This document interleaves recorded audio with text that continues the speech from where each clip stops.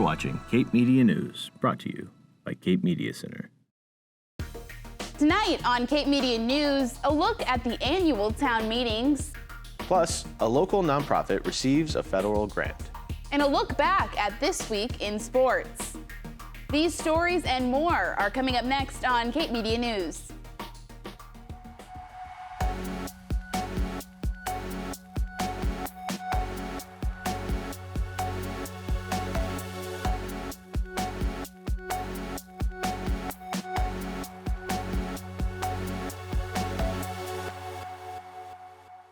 Good evening. It is May 3rd, and welcome to Cape Media News, your source for hyperlocal news that matters. I'm Lauren Williamson. And I'm Mitch Sock.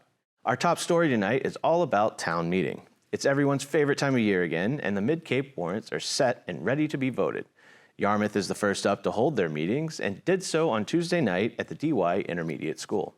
With 33 articles on the warrant, 2 stood out: the DY school budget and an article to change the town seal. I move that the town raise and appropriate the amount of $43,598,067 and transfer $158,500 from certified free cash to fund the Dennis Yarmouth Regional School District budget for FY 2025, subject to an override of Proposition 2.5 in the amount of $880,000 under Massachusetts General Laws, Chapter 59, Section 21C, subsection G.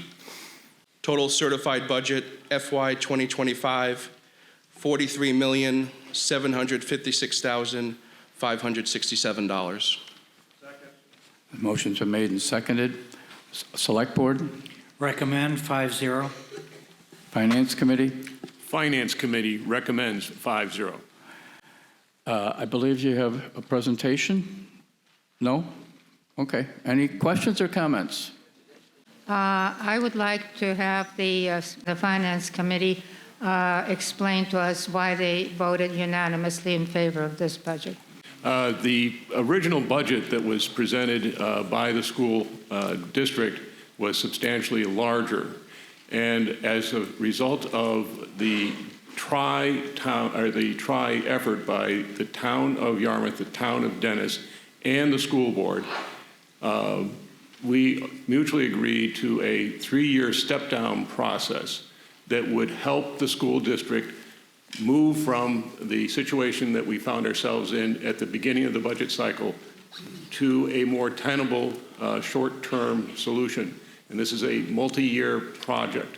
And so we believe that this is the best way to help bridge that gap through the next couple of years. The meeting that Chairman Stone just referenced, by the time we got to that meeting, we had already reduced $2 million, over $2 million in the budget, and that's the budget that we've presented here. It has in it, to the previous question, it has in it, going into next year, 35.5 staff reductions. And just for context, we have the highest student enrollment that we've had in 10 years. So as I've said to in a couple of public meetings, we're probably the only public service that will be reducing its staffing while our service need is at the highest it's been in 10 years. So just for a little context. Then there was a reference to a recent email that I sent out because the school committee had charged myself and my assistant superintendent for finance, well, what if the override doesn't pass? Because that 35.5 staff reduction is assuming that the override passes. So to be clear, that's with the override passing. The school committee asked, what if the override doesn't pass? And I presented to the school committee just last night a couple of different options, but it's anywhere between 18 to 22 more positions on top of the 35.5 that we've already cut. I'm a DY grad, and I'm doing some pretty interesting things in the planet today, and I'm serious about that. And we just passed increases in every budget for every agency in our town, like that. These are our kids. This is our future. This is something that is needed, and this is something that we have a responsibility to support. I am an 11th grade English teacher at DY, and I also have a student in first grade at Station Avenue. So this is important to me, and I think the biggest thing that I want to say is that these cuts really do affect literal people. I might not get cut, but if I don't get cut, it means my classroom size is going to be a lot bigger. If I'm hearing it correctly here from the new superintendent, we've had a total mismanagement of funds. You've had federal grants. A grant is short-term. The school committee should have known this. And now all of a sudden, we're going to get hit, taxpayers are getting hit with the burden of their incompetence. When was the last time the school department and the school committee was audited by the state? Okay, that's a question. We need to see the audit. Sir. Yeah, we get audited annually.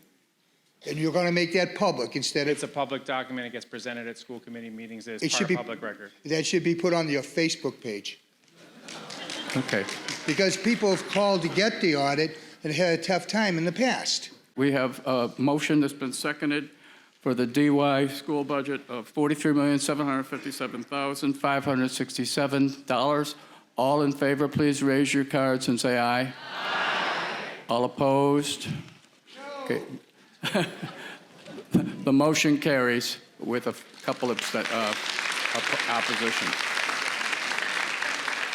Article 21. Thank you, Mr. Moderator.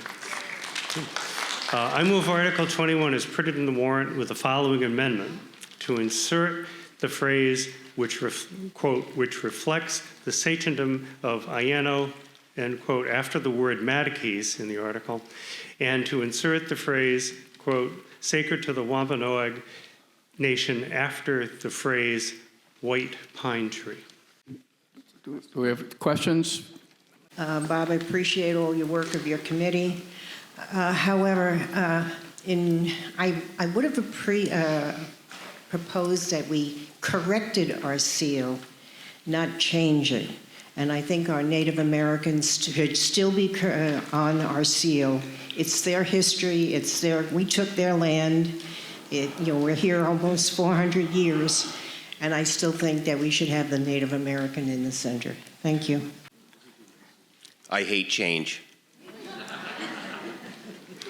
I don't like erasing history, and I think if it's not broke, don't fix it. I think we should leave it alone. It's historic, and don't touch it. Okay, thank you. Yes, ma'am. Historically, people are worried about history, well, our town seal had a Native American who would never live in Yarmouth or any other place in Massachusetts because it was a Plains Indian. We never had teepees here. The Native Americans built weetus in order to live in them. And I'm sure a lot of you have seen weetus, and they don't look anything like a teepee. I really applaud. I think this is a remarkably beautiful seal. And the fact, I was wondering, well, where's the Native American in here? Because we all honor them with our town. That we took the town from them, it's true. Is that beautiful tree. It's a symbol. This is all a symbol. None of this is real. And this is a symbol, this tree, which is alive, and the Native Americans feel this was their roots. And I think it honors them more than having the wrong Native American in the wrong house. Thank you. Are there other more comments or anything more you want to add, Bob? No, sir. Okay, we have a motion that's been seconded, Article 21. Please raise if you're in favor, please raise your yellow card and say aye. Aye.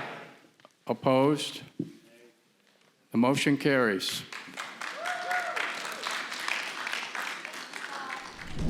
And more town meetings are still to come. Harwich's meeting will be on Monday, May 6th at 7 p.m. at the Harwich Community Center. Notable items on their warrant include several citizen petitions pertaining to pesticide and fertilizer use, tree preservation, and support for a swimming pool in the community center. Their town election will be held on May 21st. Dennis will hold their meeting next Tuesday, May 7th, at 7 p.m. at the DY Intermediate School. One notable article on the warrant is a citizen petition to repeal the ban of recreational marijuana establishments. Dennis's annual town election will take place on May 14th. And Chatham's meeting will be on Monday, May 13th at 6 p.m. at the Monomoy Regional Middle School. On the warrant will be a highly talked about article, a citizen petition to set year-round housing occupancy restrictions. Their town election will be held on Thursday, May 16th at the Chatham Community Center. Show up and make your voice heard. A beloved Dennis Theater will be temporarily closing their doors. The Cape Cinema has announced that they'll be taking a temporary break from operations amidst urgent financial challenges in order to collaborate with distributors, curate programming, and find ways to engage a larger audience to ensure that they can remain a staple in our community. If you'd like to donate to help with the future of the Cape Cinema, please visit capecinema.org/donate or reach out to Eric Hart at hart@capecinema.com. Vandalism was reported at Harborview Beach in Dennis over the weekend. The cement barriers in the parking lot were spray painted with the words Free Palestine and ACAB and a peace sign. The message was painted over on Sunday, but by Sunday night, the messages had returned, as well as new graffiti on the bathhouses at Cold Storage Beach reading, Fascists America and Free Palestine. Police were able to apprehend the suspect, and the graffiti was painted over by the DPW. A fire broke out on Lower County Road in Harwich this past Sunday night, and residents called in to report loud booms around 10:30 p.m., likely attributed to transformers blowing out along Lower County Road. Residents speculate the fire started when an osprey nest ignited on top of power lines, then fell to the ground and spread to leaves and brush directly below it. However, the Harwich Fire Department has not confirmed the cause. Power outages from this event affected about 1,000 residents and were mostly restored by midnight that night. Minimal damage was reported. Coming up after the break, sports and more. Stay tuned. Welcome back to Cape Media News. I'm Mitch Sock. And I'm Lauren Williamson. The Friends of Bass River, a nonprofit organization that aims to connect the community and focus on the health of Bass River, received a substantial federal grant last week to help restore old abandoned cranberry bogs to their natural state. We met up with Rick Bishop, Executive Director of the Friends of Bass River, to tell us more about the project and give us a tour of the land. We're here today to talk about the federal grant we just received, $4.7 million to improve the water quality ultimately for Bass River. We've been funded to improve 57.2 acres of former cranberry bogs, return them to their historic wetland state, and also replace a collapsed culvert on Weir Road. The borings we've completed as part of the bridge construction, we've learned that the asphalt in this road is 18 inches thick. As the culvert collapses, the solution has been to add more asphalt. In 1853, the second largest herring catch in all of Massachusetts was right here. And today we don't have any because of the dams and water controls that were established with the cranberry industry back in the 1930s. Restoration of the retired cranberry bogs is quite comprehensive. Microtopography is what it's referred to. They strip away much of the old new growth trees and all of the old cranberry vines and about 1.5 feet of the sand that was applied by the cranberry farmers. What that does, it allows the historic seeds that have been living underground for 100 years, and they reestablish themselves, and that becomes a natural carbon sink for nitrogen and carbon. Probably the longest portion of the project is permitting, because we have to step through a lot of hoops to get it permitted through DEP and NEPA. That's probably about an 18-month project to get it permitted and fairly expensive, but then I would say it's a year to 2 years of actual construction work. The thing that's interesting to me is that the project looks horrible when it first happens. It tears everything away, but then when the sleeping seeds begin to reemerge, it's so beautiful. It's really quite extraordinary. The $4.7 million grant from CZM and NOAA will pay for the majority of the construction. It will pay for all the permitting, and it will pay for a lot of the community outreach we will undertake. You know, the Friends of Bass River was established in 2017 by locals that saw the need for it. and I joined them in 2020, and we think of ourselves as the voice of Bass River because we've been working for about 5 years now to improve the water quality in Bass River. The town of Dennis held the 2024 Dennis Conservation Celebration last weekend at Johnny Kelly Park. The event had teams sign up to collect trash from different locations around town in a friendly competition. Take a look.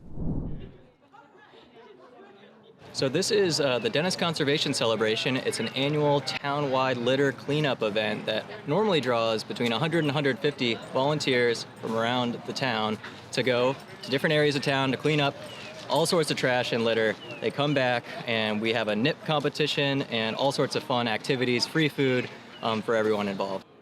And here with us today is Rick Bishop, our colleagues at Friends of Bass River. And Rick and his team are doing a separate cleanup that's kind of a part of this overall event. And where's that, Rick? We're concentrating on the Indian Lands part of town in Bass River. So our team of 10 is down at the Bike Trail Bridge, the Route 6 bridges, and the Indian Lands Conservation Area. And we've always had, I guess success is probably the wrong word, but we pick up a lot of trash in that area. It's great to partner with Dave's group for this event. Right, and I should also say that this is a collaborative event with, of course, the Friends of Bass River, the Dennis Conservation Land Trust, as well as the Town of Dennis, Department of Natural Resource, and DPW. So all sorts of help. It's been a fun annual event now for many years. 50 people pre-registered, but I think a lot of folks don't register. They're waiting to check the weather forecast. We're lucky today. It's beautiful. So we expect over 100. The Dennis Conservation Land Trust doesn't just clean up trash, right? Our main mission is to get out there and conserve new parcels of environmentally sensitive land. And we're also doing a lot of environmental education programming with college students and environmental studies students at Dennis Yarmouth Regional High School. So check our website, dennisconservationlandtrust.org, to see all the work that we're doing and find out how to get involved. Coming up next, we have sports with Ryan Downs. Welcome back to the Cape Media News Sports segment. I'm your host and local sports guy, Ryan Downs. It was another great week in spring sports, and Cape Media News was there for a few games, so let's jump right into it. Well, you definitely didn't want to be late to this one, because it took all of 5 minutes for Barnstable's volleyball team to run the score up 20-5 in the first set, when they hosted the St. John Paul II Lions in their gym on Monday. This was only the Lions' second match ever, as they are a new program this year. And while things might not have gone their way out there, they were having fun and learning. After winning the first set and jumping out to another quick lead in the second set, Barnstable was able to rotate in some of their younger players and get them some varsity experience.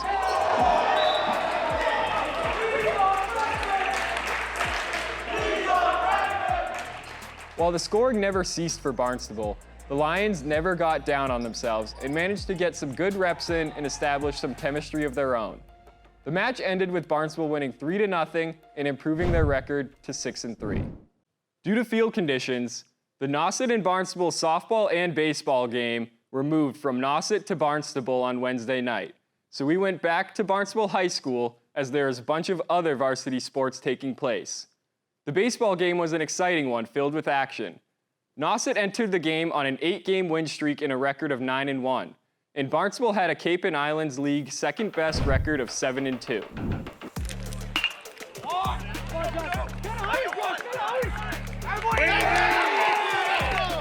Nauset's ace, Jack Doherty, started the game at pitcher, but in the third inning he ran into some issues. After disciplined at-bats and driving up the pitch count, Barnstable walked the bases loaded and hit a hard line drive down the third baseline, resulting in a base-clearing double. After brief discussion, the umpires ruled it foul, and runners had to return to base. Barnstable, with the momentum still, was able to bring in 4 runs before Nauset closed out the inning. The rest of the game consisted of a 1-0 finish. Barnstable's Sladen Johnson dominated and picked up the win by pitching a complete game shutout. Barnstable defended their home turf with a final score of 5-0. These teams will face off again in Nauset on May 17th. But the action didn't stop there. We were also able to catch the end of the softball game, happening just one field over. The scoreboard wasn't on, but maybe that was intentional, as the final score of the game ended up being Barnstable 8 and Nauset 23. Nauset 8th grader Bryn Q pitched a great game and had a few RBIs on the day as well. Nauset improves to 4-6 on the year, and Barnstable falls to 0-8. There was plenty of other action that took place this week. And the first MIAA Spring Power Rankings also dropped this week as well. Luckily, we're only at about the halfway point of the season, so teams that need to go on a run still can. Remember, to qualify for playoffs, a team needs to be ranked in the top 32 in their division or have a record of at least 500. So let's dive into our weekly scores. Barnstable had a less than stellar week, as their school combined for a record of 9-14 this week. Softball, boys lax, and girls tennis lost all of their games this week, but the school has 5 teams qualified for the Division I postseason if the season were to end today. Those teams being baseball, volleyball, boys tennis, and both boys and girls lax team. DY continues to struggle with spring sports.